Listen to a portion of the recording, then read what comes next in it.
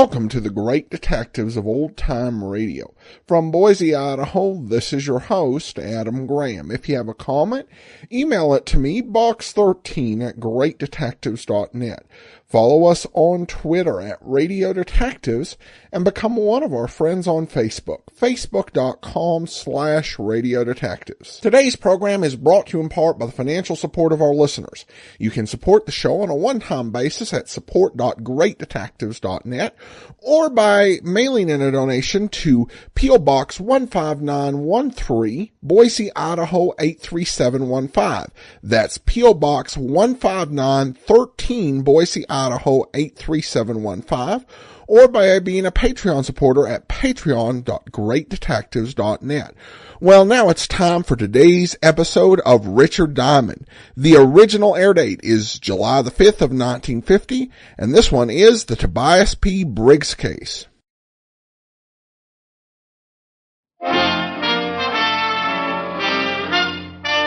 Listen while the makers of Rexall drug products and 10,000 independent Rexall family druggists bring you Dick Powell as Richard Diamond, private detective.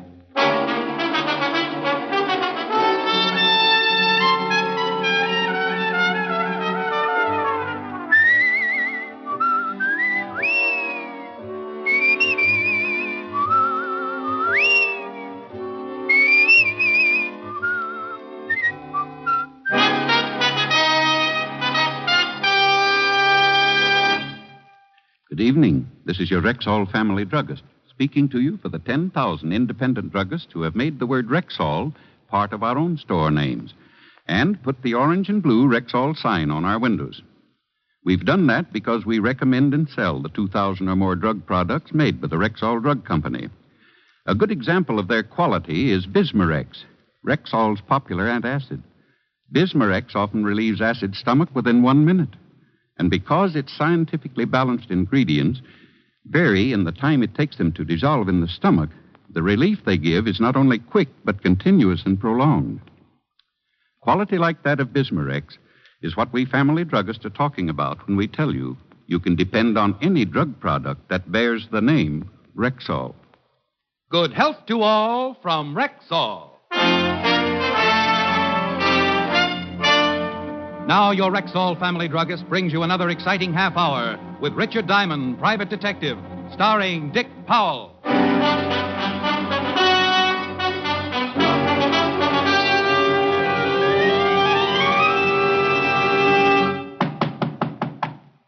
Come in. You Mr. Richard Diamond? That's right, but keep it quiet and we'll split the reward. Well, my name is Tobias P. Briggs. He ducked as he edged through the door. If he hadn't, he'd have taken the whole wall with him.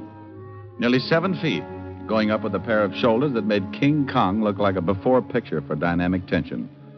But being a guy who lives dangerously, I shook his hand, made a mental note to pick up my scattered knuckles, and offered him a chair. Thank you. Mr. Diamond, how much would it cost for you to help me? Well, I usually break my back for $100 a day in expenses. Oh, that's a lot of money. I break a lot of back. Let's talk some more, though. Guys your size usually don't need help. Well, I got the money. Been saving. You see, I wrestle 2, maybe 3 times a week at the Universal Arena. I promised Mike I'd put 1 purse a week in the bank. He was saving, too. Who's Mike? Mike Burton. He's dead, Mr. Diamond. Oh, I'm sorry, Toby. Who was Mike? Well, Mike and me was buddies from the Army. He was a great guy, Mr. Diamond. A real great guy. What happened to him? Mike drove a truck for an outfit here in town. Cross-State Trucking Company. We had enough money saved, we were going to get our own truck, maybe 2 trucks, do our own hauling, be in business for ourselves, you know. Last week he was fixing a flat on the highway at night. The car hit him and took off. Oh, hit and run, huh? Well, it's a lousy deal, Toby, and I know what you're leading up to.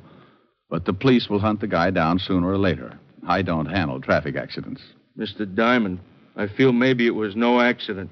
Oh? Well, then keep going. Well, last week, night before it happened, Mike says to me, Toby, boy, I got a hunch we're going into business real quick now. He said we might be able to buy our first truck right after his next haul. Mike knew we didn't have that kind of dough ready. What did he say when you reminded him? He gave me a wink and a punch in the arm. You know, like guys do sometimes. Mm-hmm. He's a great guy, Mr. Diamond. Oh, well, I see.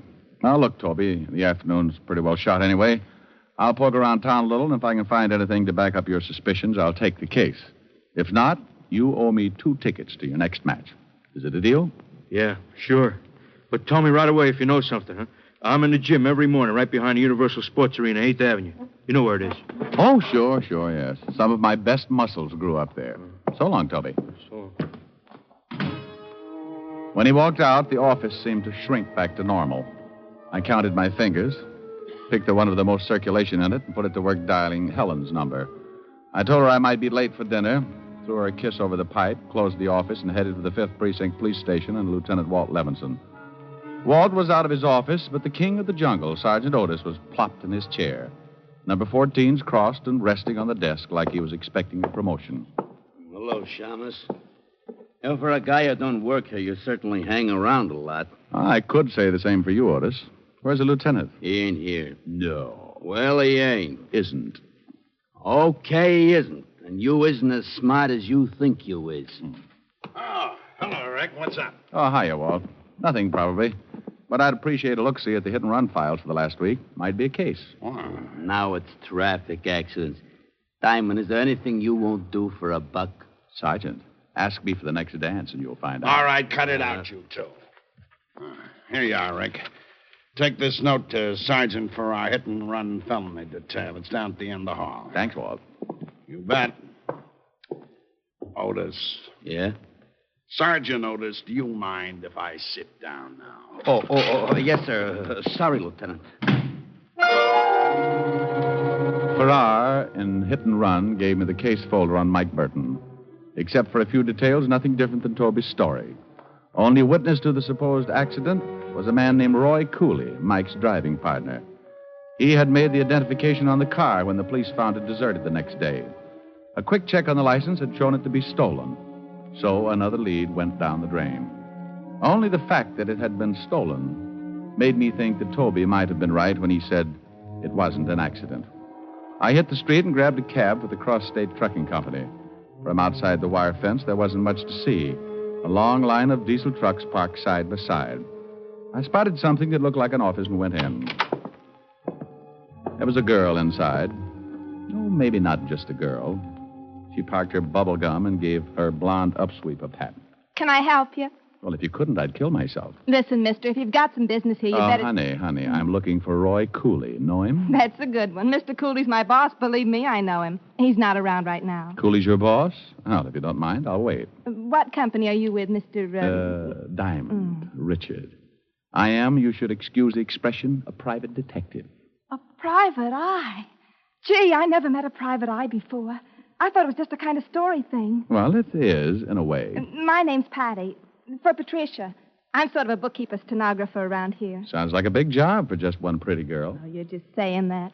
I really was lucky to get such a job, especially when I had no experience. Just 1 week out of business school, and popo, I go to work for a big company at $65 a week. And what is the secret of your success, Miss Carnegie? My second name's Jablonski, Patty Jablonski. Between you and me, Mr. Diamond, the job's a snap. See all those trucks out there? Well, mostly they just sit like that. We don't make more than 10 shipments a week. You know something? The company's been in the red the whole 6 months I've been here. Really? But I like it here. I can dress kind of casual, sweaters and things. Yeah. Tell me, dear, did you know Mike Burton? Gee, I sure did. Did you know him? Mm-hmm. How come the boss, Roy Cooley, was driving with Mike the night it happened? He was, wasn't he? Well, I guess that's because Tim Lasco quit a couple of days before. Tim used to be Mike's regular wheel buddy. Mr. Cooley was filling in, I guess. Any idea why Tim Lasco quit? Search me. In times like these, when a guy with 5 kids quits his job, he must have had a good reason. You wouldn't have Tim's address lying around anywhere, would you? Right on my desk. A mail on his last checkout. I wrote down Lasco's address and paid her off with a few compliments before I left. Tim Lasco's place seemed like the next stop until I saw a couple of warehousemen loading crates into one of the trucks. The crates were marked sporting goods in a big black stencil. And just to keep busy, I found a piece of scratch paper and took down the address they were being shipped to. About that time, a hairy hand reached over my shoulder and made crumpled spitball out of my manuscript. I did a slow turn and saw that the hand was connected to a beer barrel with legs. It talked, too. Looking for something, mister? Who are you? I'm the boss, Cooley. Oh, well, my name's Diamond. The union sent You can me over forget to... that routine. I spoke to the union guys 3 days ago. Beat it, scram. Oh. How come you were driving with Mike Burton the night he was killed? Mister, you're asking for it. There's a little sign on the front gate you can read on the way out about trespassers. This is private property. Now, are you going, or do I call some of the boys? It hurt me to admit that he had the law on his side, not to mention the lump under his jacket from what was probably the new look and shoulder holsters. I figured to do better after a talk with Tim Lasco. 20 minutes later, I was climbing the stairs of a brownstone in Washington Heights. The Lascos lived on the 3rd floor. I straightened my tie and put my best finger forward. Yes? Oh, hello. I'm looking for Tim Lasco. Oh, come right in. My husband is shaving. Who is it, Mary? A man to see you, Tim. Okay. All right. Excuse me. Call me shaving. Sit down. Thank you. Tim, you used to ride with Mike Burton, didn't you? Hey, who are you? What do you want here? Well, I'm a private detective. Name's Diamond. Now, Mr. Diamond, or whoever you are, I don't know nothing. Nothing you hear. Leave my family and me alone. Will you go away? Please, go away. Why did you quit the cross-state trucking outfit? Honest, Diamond, I don't know nothing. Look, I've been a truck driver 15 years. I didn't like Cooley's outfit. Most of the work is at night. Too many long hauls out west. I didn't like the job. Tim. Won't buy it. Diamond, try to understand, will you? I got 5 kids. Give me a break, will you?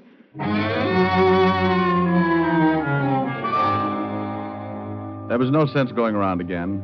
I told him I'd be back, which he took about as gracefully as a guy learning he had leprosy, so I left. I rode downtown, squatted on a stool in a coffee shop with a good view of the cross-state warehouse. The coffee shop had a waitress who was as ugly as the warehouse. Got a 75-cent dinner special. You interested? I'll have a little coffee and... A lot of donuts. Oh, well, then coffee and conversation. Is there any chance of you taking me away from all this? Wouldn't work out. I drink. I'll reform you. Want cream? No. 1 black. How come you're staring at that warehouse instead of me? Want to give me a complex? What's the matter? Did I say a dirty word? We kicked it around until the warehouse was empty, except for a muscle-bound night watchman who chained smoke behind the front gate. It was a short walk to the fence behind the loading dock. A garbage can and some fancy scrambling helped me over. And then I squirreled under the line of trucks until I reached the one they'd loaded that afternoon. The crates were nailed tight, and it took a lot of scratching and pulling before I wedged one open. About then, I heard 3 pairs of feet echoing down the loading platform. I ducked out of the truck, but that half-open crate must have missed me after all the time we'd spent together because it spilled over and turned loose a shower of baseball bats. I grabbed one since it seemed like a good idea and snuggled up against the huge tires under the truck. Who's there? Hey, Red, you let anyone in? Not me, boy. Whoever you are, Buster, you better come out with your hands up. We got guns. Okay, Red, you and Harry stay out in front of the trucks. I'll go coax our visitor out.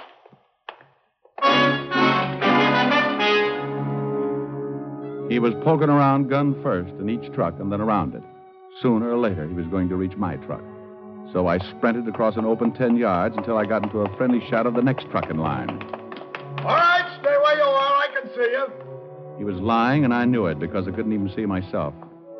There were 3 more trucks ahead of me, 3 more open spaces. Then I'd be at the back fence. I closed my mouth so my teeth wouldn't shine like a beaver at a dentist convention and moved.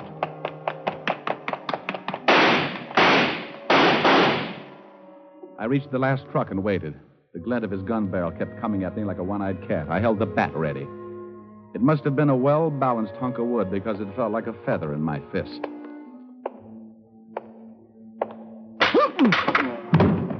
The bat cracked wide open like an overboiled hot dog, but it stretched coolly out. I didn't wait for the others to find out what happened, but I took off over that back fence like a kangaroo with his tail on fire. Once I made the street, I caught a cruising cab and relaxed until my breath caught up with me. The broken bat handle was still in my hand. I was about to chalk it up as an inferior bat until a closer look changed my mind. The inside of the bat was as hollow as a politician's promise, and it wasn't for ventilation. It was there to hide something that had to be hidden.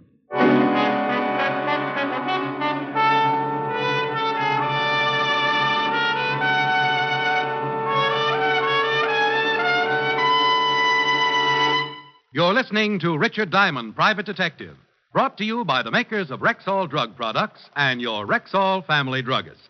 And here he is. A lot of people think that during the summer they don't need to worry about the dangers of vitamin deficiency. But the truth is, vitamin deficiency is no respecter of seasons. You mean we're just as likely to be low on vitamins during the summer as any other time? Exactly, ma'am. And that's why I tell my customers to continue supplementing their daily diet with Rexall Plenamins. What? Plenamins. Rexall's famous multivitamin capsules. You see, ma'am, just 2 Plenamin capsules a day give you more than your daily minimum requirement of every vitamin for which such requirements have been established. Say, that's really vitamin protection. But that's not all. Plenamins also give you valuable liver concentrate and iron, plus other factors of the vitamin B complex. Oh, gee, they sound expensive. On the contrary, Plenamins cost you only pennies a day. But most important, Plenamins wear the Rexall label, and you can depend on any drug product that bears the name Rexall.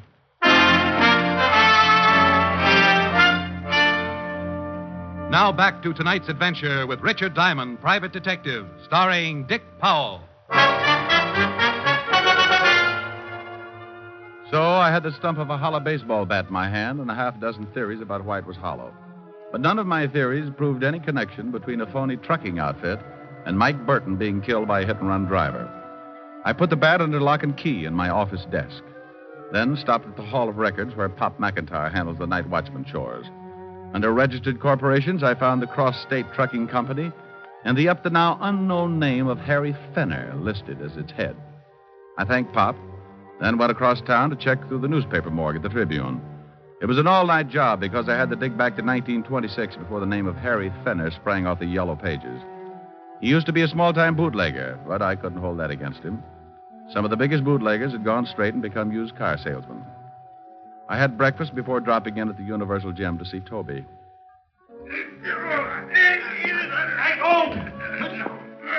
The king-sized client of mine was being mauled in the center of the ring while a chunky little guy in a black beret was hopping around full of advice.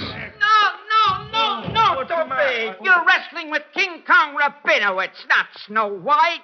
Use your knees, on his nose. Okay. How's this? Oh! No, don't overdo it. You hide his face from the television camera too long. What's the good if no one sees him suffer? Hey, Toby. Oh, hiya, Mr. Diamond. Ziggy will be back in a minute. I know you're busy, Toby, so I won't waste time. You found out something about Mike, didn't you? I was right, huh? Well, let's just say that I'm taking the case. Toby, now think hard. Did Mike ever say anything about baseball bats? Anything? Baseball bat. Yeah? Sunday before Mike was killed. Yeah, he said something kind of funny. He said maybe he'd hit a home run pretty soon, and Mike never played baseball. Oh. Toby, when you get through here, meet me in my office. I'll tell you what I've got, and we can take it from there. Okay. See you soon.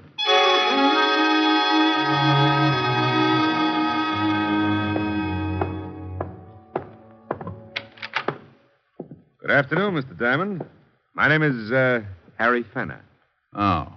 Well, who are those 2 bullet-headed characters with you? They're my business associates. Oh, you must be in a rotten business. How'd you get in here? I just had the exterminators over last week. Oh, well, I'm afraid I owe you for a new lock.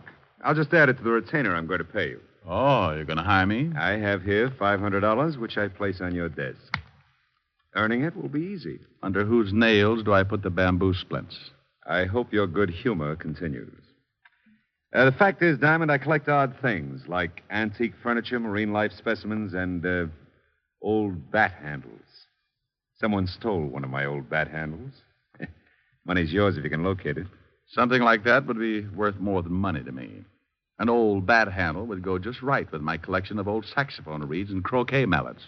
Is that your polite way of saying no? No, it's my impolite way of saying that a certain bat handle is going to win you the hottest seat in Sing Sing. And if you think I'm bluffing, let's see what they think down at the 5th Precinct. Put down that phone. Oh! He cracked me across the knuckles with a cane he was carrying, and my left hand took the day off. Then Fenner turned to his 2 happiness boys. Gentlemen, Mr. Diamond is stubborn. Unstubborn him. His 2 blood collectors came after me like there was a shortage of plasma. I dodged around the desk like a loose guinea pig in a biology class and finally managed to locate a stomach for my one good hand. I sunk it in up to my charm bracelet. But before I could enjoy the reaction, a fistful of dimes creased the back of my head and I came apart. I don't know how long it was before my eyes unglued. I was on my back enjoying a bug's eye view of the ceiling, but that's all I was enjoying. My head felt like a yo-yo being worked by a guy with a DTs. And then something big leaned over me. Mr. Diamond? Mr. Diamond, you okay? Oh, yeah, dandy. Oh, Toby, if I felt any worse, I'd be dead. Oh, that's too bad. It's a good thing I got here. Those guys are doing a swell job on you for real. Oh, things came back into focus. Fenner's muscle men were draped over each other in the middle of the floor, quietly unconscious. It was becoming. I had to get pretty rough with them. It was 2 against 1. Them and me, I mean. What's it all about, Mr. Diamond? I gave Toby a quick resume about Fenner, Cooley, and the phony trucking business, including the hollow bats. As he listened, I saw new muscles growing on his old ones. He wasn't interested in details. Mr. Diamond, did this Fenner guy kill Mike? Well, Toby, I think Mike found out that Fenner and Cooley were shipping hot goods, probably jewels, in the hollow bats. If he did, I think maybe Fenner killed him. Where does this Fenner guy live? Oh, wait a minute. It's here on my desk. I was just going to give it to the police when I was crudely interrupted. No, don't call the cops. Give me that address. Well, what's the idea, Toby? We've got the score. It's a cop's job now. No, I say no. This Fenner, he got lots of dough. If he did kill Mike, he gets a big lawyer and he goes free. I don't want that, Mr. Diamond. I'll find out.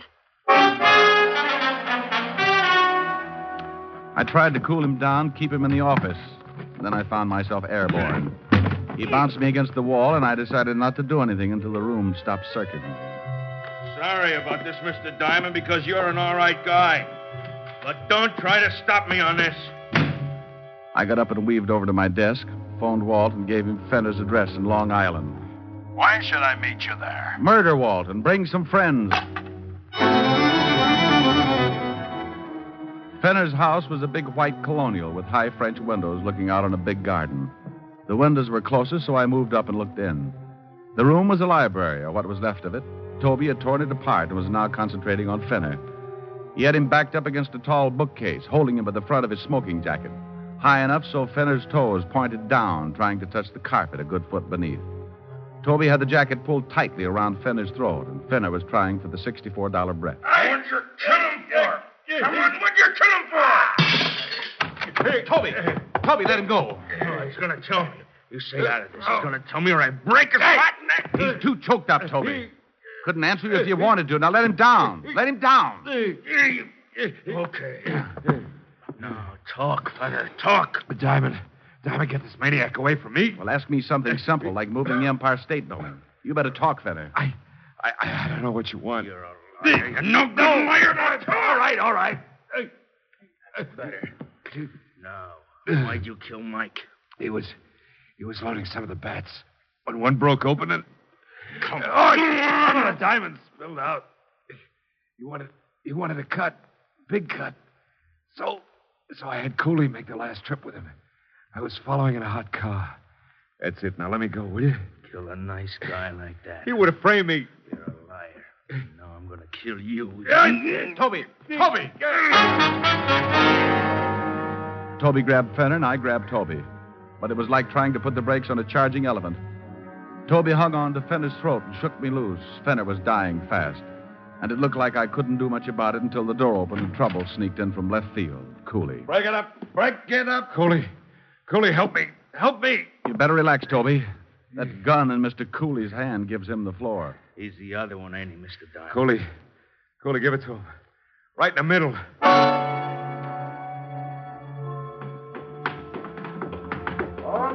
And then I heard the heavenly sound of flat feet. Cooley half turned for a moment, but it was enough for me to push Toby behind a couch and dive in after him. Quick!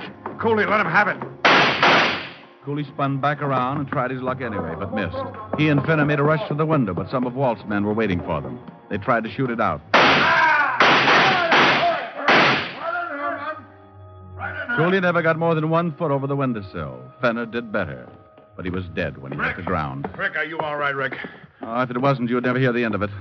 Mr. Diamond, you don't really believe what that punk said about Mike, do you? Mike was a straight guy all his life. Toby, this clean-cut gentleman standing right next to me is Lieutenant Walter Levinson of Homicide. Right. What I tell him is official, so you listen. Look, Walt, Fenner and Cooley were part of a fence setup. Bought stolen goods, sold them out west. The Cross-State Trucking Company was just a blind. Well, that just about cleans it up, Toby. You see, Mike probably suspected something, and they were afraid he'd go to the police. That's why they killed him. Sure, I knew it was that way. Thanks, Mr. Diamond. Well, I better get back to town. Ziggy's got me matched tonight. Good luck, Toby. Thanks. Say, Mr. Diamond, I'd sure like to have you and the lieutenant come watch me wrestle tonight. Thanks, Toby. Maybe some other time. Oh, it'll be a great show. Tonight's my turn to win. Yeah, well, we'll see. So long, Toby. So long. Rank. Yeah? That connection between Mike Burton and this racket didn't sound kosher. Was that for the record? No, Walt. But Toby will never see the record.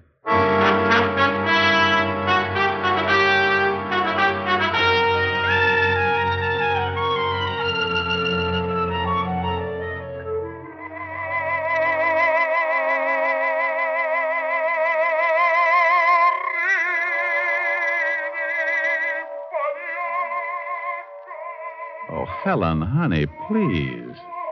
Cut that Victrola off, will you? Rick, you still didn't tell me if Mike really intended to get mixed up with Fenner and Cooley. Well, he did. That's where he was getting the extra money he spoke about to Toby. Oh, excuse me. Rick, where are you going? I'm just going to shut this guy off. He's putting me to sleep. Oh, I suppose you could do better. Well, you think not? Honey, just sit down and listen to me. Pale hands I loved beside the Shalimar. Where are you now? Now tell me, honey, how do I rate alongside that suffering crooner on the record? That record happens to be an original release. The suffering crooner is Enrico Caruso. Oh. Where does a guy go to slash his wrist?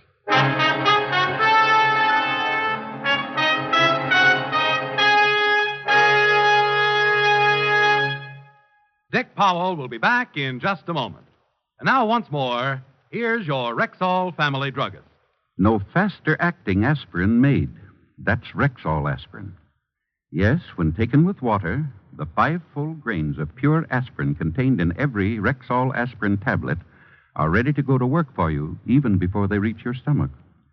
So next time you have a headache, remember Rexall aspirin. There's no faster-acting aspirin made.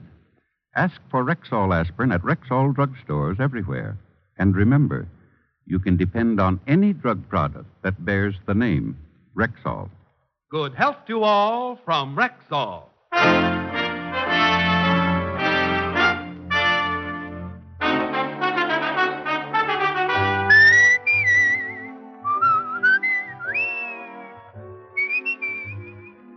Ladies and gentlemen, for those who recognize it, the future is for sale. You can buy it now, today. You can buy it by saving.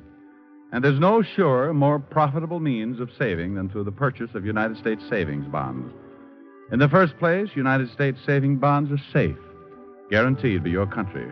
Moreover, they put your saving dollars to work for you. For every $3 invested today in Class E bonds, you'll receive $4 back in just 10 years when the bonds mature. So make sure of the years ahead with United States savings bonds. Ladies and gentlemen, tonight's script was written by Harold Jack Bloom and Joe Morheim. Music was under the direction of Frank Worth. And this is Dick Powell asking you to listen in again next Wednesday at this same time when we do it all over again. Please listen in. I'm going to hit somebody on the head. Good night, everybody. You have just heard transcribed Richard Diamond, Private Detective, starring Dick Powell. This is Bill Foreman speaking.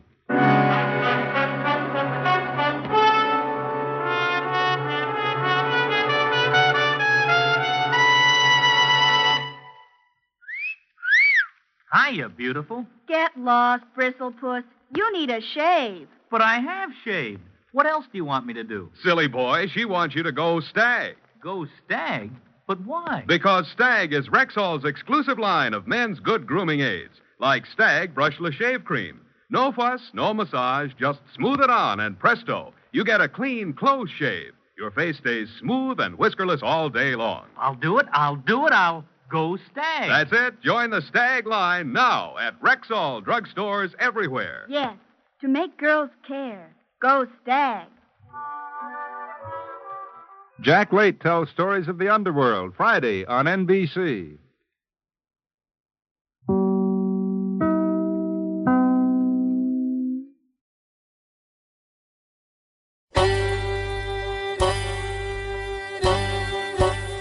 Hi, this is Andrew from OTRWesterns.com. I wanted to invite you to come take a look at our site where we put out podcasts of old-time radio westerns.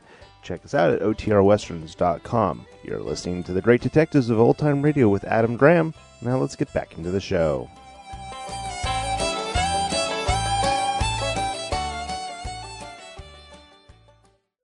Welcome back. Diamond got roughed up quite a bit in this episode. Actually was probably more professional to his client than he's been in any other one. And also did that really nice courtesy of checking it out before he got any money. Actually, I don't know whether he ended up getting any money, though I think that will be handled by the billing. And certainly whatever he does get, he earned. Now to listener comments and feedback, and we have quite a few in regards, in particular, to the Mrs. X Can't Find Mr. X episode. Joey says, I was a little worried after the episode the week before, but this episode restored my faith. It was fantastic. Well, it definitely, the series doesn't at any point go totally bad, though there are some episodes better than others, and I am partial to the first run of the series. Valerie says that was a funny one, and then we have a great episode from Deanna, and Ed writes, love the episode, a mystery within a mystery. I wasn't 100% sure who Mrs. X was until she started crying. June Allison had a distinct timbre to her voice when she cries. Never knew she was married to Dick Powell. And that is one of those things that you do pick up. I think the earliest episode I heard of anything I heard mentioning the marriage was in 1946, I believe, on an episode of Request Performance. And then Angela writes in, I found your podcast 2 weeks ago and I'm hooked. I look forward to getting home each day so I can listen to the latest episode. Thanks for these podcasts. They are wonderful. And I also received an email from Victor who says, I'm sure I'm not the only one to make this comment, but the reason I prefer listening to GreatDetectives.net instead of finding episodes on archives.org is the rich commentary that you provide. I especially like the way you connect the dots when different names show up in different series and when a series goes through different stars. I think you could probably write an audiobook just on Virginia Gregg and her long, long career. Indeed, you could. It's a fascinating, lengthy career. It would take hours to do justice because she had so many roles in radio and television. It really just is incredible. She made the top 10 of my list of radio's most essential people. For anyone who took up the challenge, it would be probably a difficult process just because so many people who had first-hand knowledge of her have passed on. It'd certainly be an interesting read. Thanks so much for the email and kind words, Victor. That will do it for today. We will be back tomorrow with Boston Blackie. And then next Tuesday, Let George Do It returns with Olin Soule. And then we will be back here next Wednesday with another episode of Richard Diamond. In the meantime, send your comments to Box13 at GreatDetectives.net. Follow us on Twitter at Radio Detectives.